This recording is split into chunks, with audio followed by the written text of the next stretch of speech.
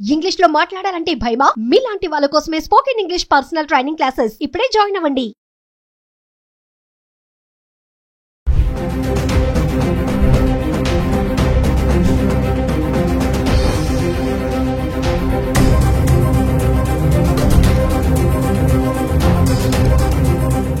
Welcome to Suman TV. I am Dr. Ramesh Kannaganti, PhD in American Studies, postdoctorate from Israel and United States, International Visitor Leadership Program Fellow, and American Government Politics Foreign Policy లో doctorate చేసి Delhi Jawaharlal Nehru university school of international studies నుంచి నేను centre for human security studies మానవ రక్షణ అధ్యయన సంస్థ మన Hyderabad Jubilee హిల్స్లో మన ఆఫీస్లో నుంచి మాట్లాడుతున్నాను.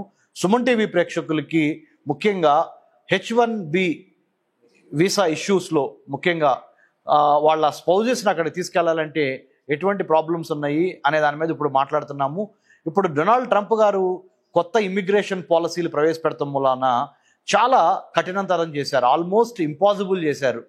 ఏది H1B తీసుకొని ఎవరన్నా ఇప్పుడు అక్కడ అమెరికాలో జాబ్ చేస్తుంటే వాళ్ళకి సంబంధించిన మరి వివాహం కానీ అక్కడికి వెళ్ళి సెటిల్ అవడానికి కానీ స్పౌజ్ని తీసుకెళ్ళాలి అంటే మరి స్పౌజ్కి ఇమీడియట్గా డిపెండెంట్ వీసా వచ్చే అవకాశం ఉన్నదా అని చూసినప్పుడు ఇట్ ఈజ్ ఆల్మోస్ట్ ఇంపాసిబుల్గానే కనబడుతుంది ఇప్పుడున్న పరిస్థితులు బట్టి. ఎందుకు అంటే ముఖ్యంగా పోస్ట్ కోవిడ్-19 ఎరాలో అమెరికన్ ప్రెసిడెంట్ డొనాల్డ్ ట్రంప్ కొన్ని విప్లవాత్మకమైన నిర్ణయాలు తీసుకొని ఒక 100 ఎగ్జిక్యూటివ్ ఆర్డర్స్ ద్వారా, ప్రెసిడెన్షియల్ ఎగ్జిక్యూటివ్ ఆర్డర్స్ ద్వారా he's trying to restrict people who wanted to come and settle in the United States and maximum benefit whoever is taking from the United States of America and taking back to their respective countries అనే దాని మీద he is not happy. అంటే తెలుగులో చెప్పాలి అంటే మన Suman TV ప్రేక్షకులకి బాగా అర్థం కావటానికి ఎవరైతే అమెరికా నుంచి లాభపడదాం అనుకుంటున్నారో వేరే దేశాల వాళ్ళు, ఎవరైతే అమెరికా యొక్క ఆర్థిక వ్యవస్థ నుంచి వాళ్ళు సొంతంగా ఎదుగుదాం అనుకుంటున్నారో, ఆ తర్వాత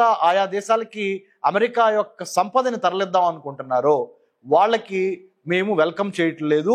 మా దేశంలో వచ్చి మా దేశ సంపదని అభివృద్ధి చేసే విధంగా ఎవరైతే పనిచేస్తారో వాళ్ళకి మాత్రమే మేము ఎక్కువగా మా గేట్స్, అమెరికన్ గేట్స్ అంటే అమెరికాలోకి ఒక రెడ్ కార్పెట్ వెల్కమ్ పెడుతున్నాము అనే దానిలో భాగంగా, ఈ పాలసీలో భాగంగా this is the immigration policy. United States customs and immigration services అంటారు.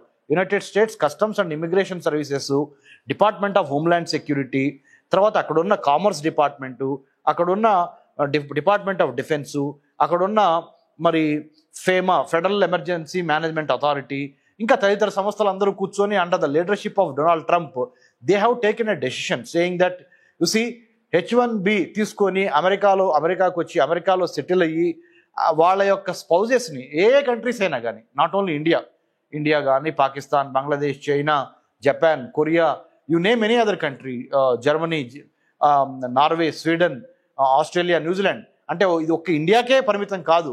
అమెరికాలో H1B తీసుకొని పనిచేస్తున్న ఎవరైనా వాళ్ళ డిపెండెంట్స్ని కానీ వాళ్ళ సంబంధించిన స్పౌజ్ని కానీ వాళ్ళు అంటే అమెరికాకి పిలవాలి అంటే మరి వాళ్ళకి సంబంధించిన వీసా విషయంలో కూడా చాలా కఠినతరంగా వ్యవహరించి చాలా స్క్రూటినైజేషన్ జరుగుతుంది. దీంతో పాటుగా ప్రతి వాళ్ళ సోషల్ మీడియా ప్రొఫైల్ని ఈసారి ఈ government Donald Trump, Republican party Donald Trump ఈ ప్రెసిడెంట్గా ఉన్న ఈ సమయంలో సోషల్ మీడియాలో కూడా మీ పోస్టులు మీరు అమెరికా అంటే డొనాల్డ్ ట్రంప్ యొక్క నాయకత్వానికి ఎటువంటి భంగం కలిగించే, హాని కలిగించే, డొనాల్డ్ ట్రంప్ నాయకత్వానికి, లీడర్షిప్కి ఎటువంటి చెడు పేరు తెచ్చే కామెంట్ మీరు గనక పెడితే సోషల్ మీడియాలో అది కూడా అబ్జర్వ్ చేయడం జరుగుతుంది visa officer. So hence therefore it is extremely important that whoever wants to go to United States of America on a visa, F1 visa, L1 visa, M1 visa, H1B visa or spouse dependent H1B dependent visa, whatever the visa you wanted to go and settle in the United States or work in the United States or study in the United States or B1 B2 business visa, my humble appeal is American government is watching over your social media comments and posts, whether you are politically in tune with the policies of the present day government of the United States of America, that is Donald Trump.